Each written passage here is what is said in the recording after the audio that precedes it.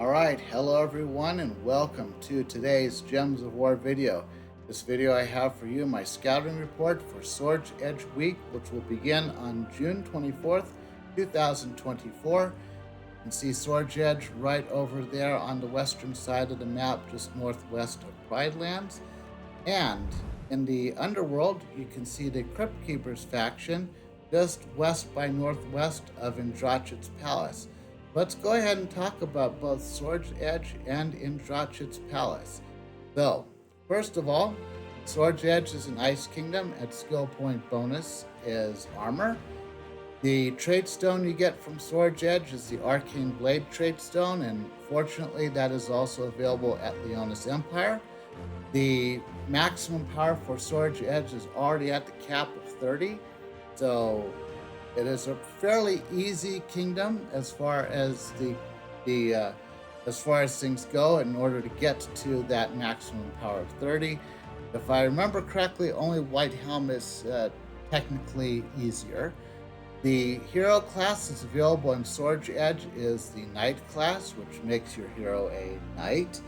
But otherwise, it's a fairly underwhelming class, but you do need to max it out if you want to get Swords Edge to power 20. The faction for Swords Edge is Crypt Keepers, as I mentioned before. The restriction for Crypt Keepers is red or purple, which is the exact restriction that we had with Indrachit's Palace. So whatever worked last week will work this week. As for the troops that are available in Crypt Keepers, I think Lady Mirana is a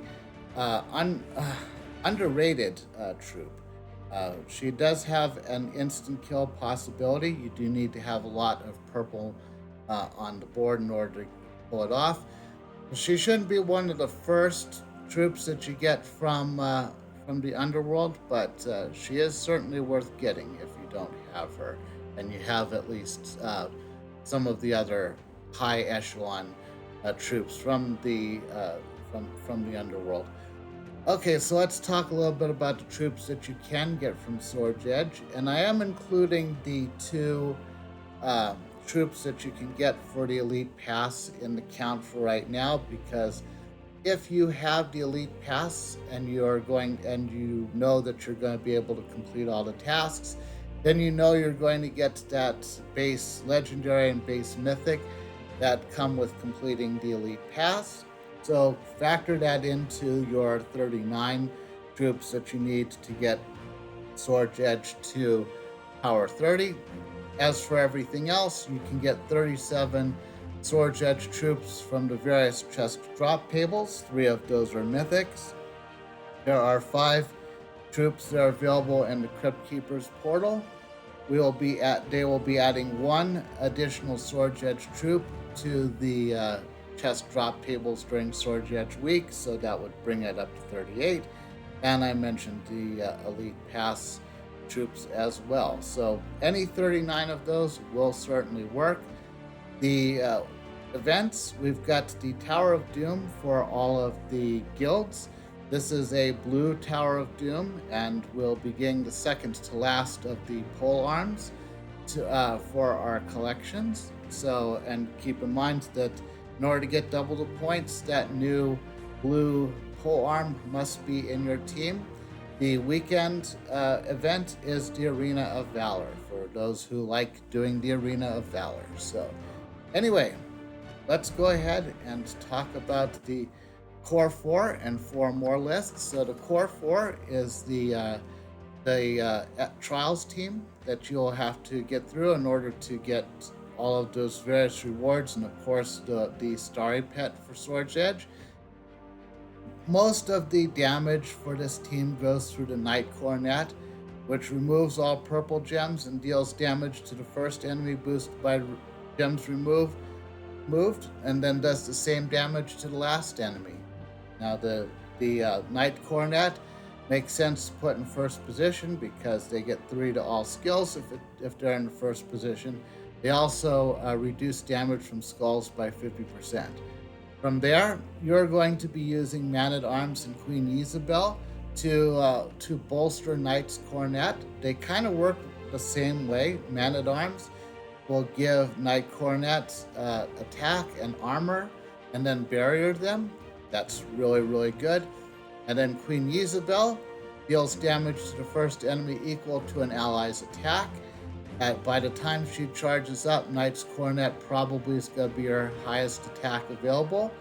Then she gives Knight's Coronet more attack and more armor, and then gives everyone somewhere between 3 to 8 mana.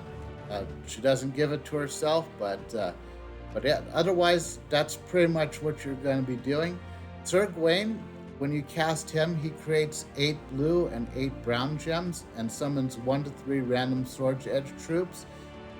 I think that, and of course you put him in last position because he gains skills for being in last position. But overall, I think that there's a lot.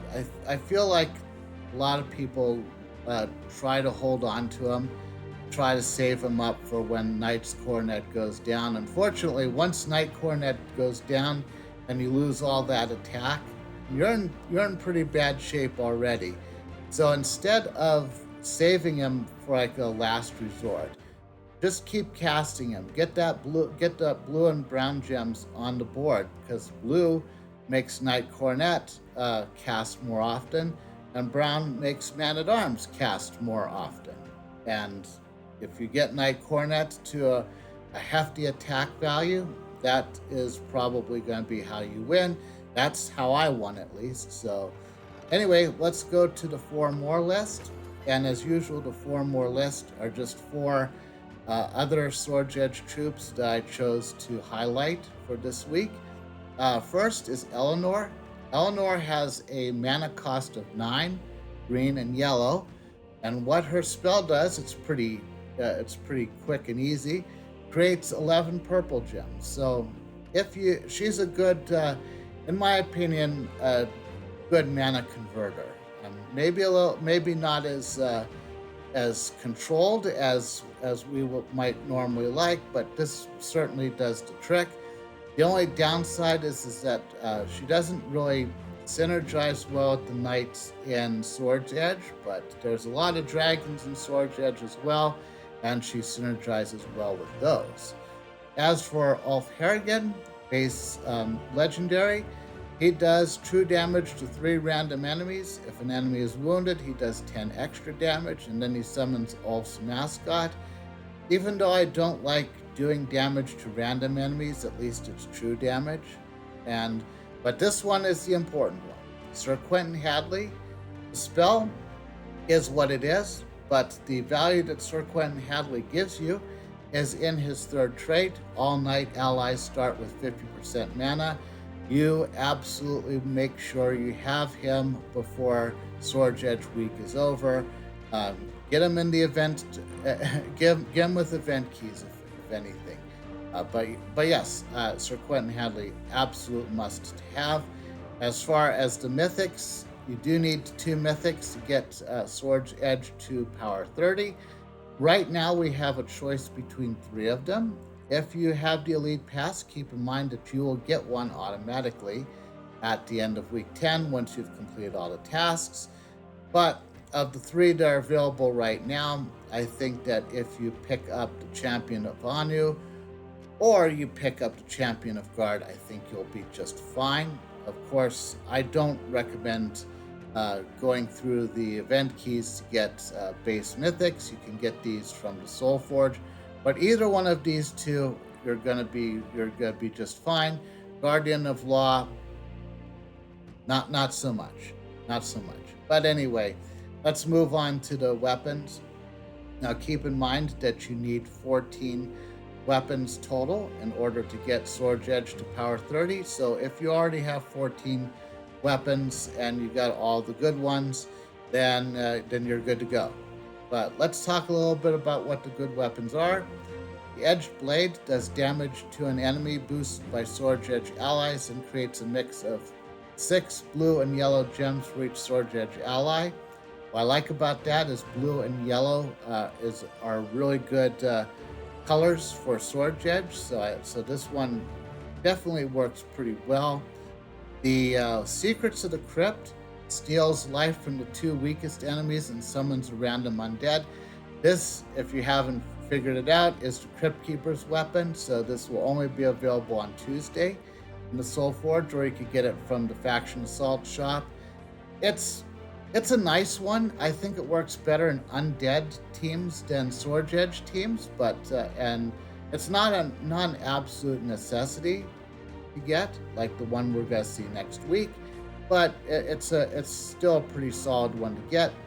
Mortal Chain explodes blue gems and grants a random status effect to all human allies and summons a human troop.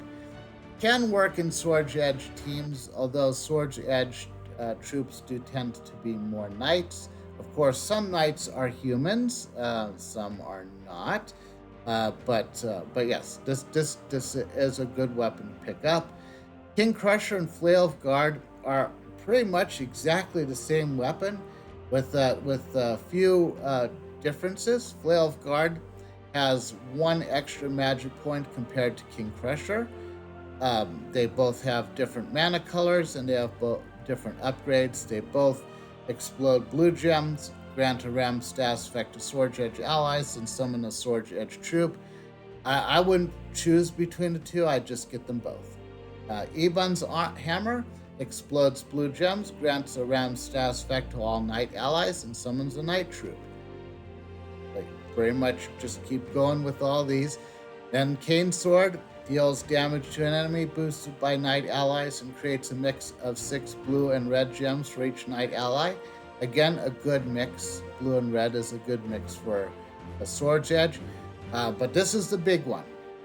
Absolutely make sure that you do not leave Sword's Edge without the Blade of Nefertani, as this is an ingredient for the Duskbringer, which is one of those weapons you can craft in the Soul Forge for 1 million souls. If you leave this one behind, it will be potentially a long time before we get another Sword's Edge week. So yeah, absolutely do not leave the Sword's Edge week without this one. And then we've got the class weapon, Serve and Protect. Serve and Protect gives your hero a certain amount of armor and then pulls your hero to the first position, and then everyone else gains barrier. Yeah, I know. Sounds kind of weird that you're putting your hero in first position, but then you're giving everyone else barrier. However, if you fully upgrade this weapon, you'll get shielding, which barriers your hero, which essentially, once Serve and Protect is at +10, then all of your allies gain barrier, and not just all other allies. So make sure you have this leveled up before you use it, or tempered, I guess I should say. Speaking of tempering, the Cursebreaker sword is also available for Sword's Edge. However, this is always available, so you do not have to get this one. But worth noting about the Cursebreaker sword, the Cursebreaker sword has to be tempered the same way as your doomed weapons, so it requires those forge scrolls. So at Cursebreaker swords, I see a lot of people don't like them. I see some people that do like them. It's there if you want it, but keep in mind that it's always there, just like the other Cursebreaker weapons. As for the pets, the Scrappy pets are the pets that we get that have the Kingdom bonus. So absolutely get those. Of course, you get Scrappy from doing pet rescues. You get Starry Scrappy for doing the epic trials with the Core 4 team. Minito Mori is the faction pet, and you do have to max out the Crypt Keeper's faction in order to get Sword's Edge to power 30, so you'll get Minito Mori at level 20 automatically. As for the other two that have bonuses, Toy Soldier gives you a team bonus for knights. Griffling gives you a team bonus for air. And worth noting that Sir Saxby right over here is the pet that you get for completing the Elite Pass for the current campaign. So if you have the Elite Pass, you will get Sir Saxby to level 20 automatically. As far as all these pets go, keep in mind to get Swords Edge to power 30. All you need are 4 of these to level 20 and a 5th one to any level. And that's going to do it for this video. If you enjoyed this video, please consider leaving a like. Subscribe to this channel and or follow me on Twitch if you'd like to see more of my content. In the comments below, let me know what you think about Swords Edge Week. Are you excited for Swords Edge Week, or are you just waiting to get to the next week that comes after Swords Edge Week? Let me know everything I got wrong, and I'll see you in the next video.